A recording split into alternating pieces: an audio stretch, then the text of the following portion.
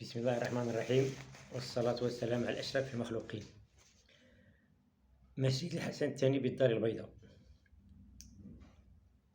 ويعد المسجد أول مشروع عمراني في دولة الإسلام، وهو بؤرة نور ومركز الإشعاع ومستريح نفوس المؤمنين الذي تتصافح فيه القلوب قبل الأيادي.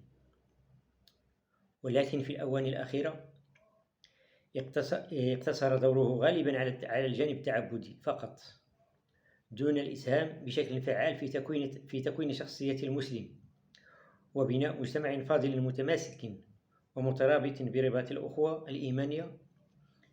قال تعالى بعد أعوذ بالله من الشيطان الرجيم: بسم الله الرحمن الرحيم: لمسجد أسس على التقوى من أول يوم أحق أن تقوم فيه رجال يحبون أن يتطهروا والله يحب المطهرين. صدق الله العظيم، والسلام عليكم ورحمة الله تعالى وبركاته.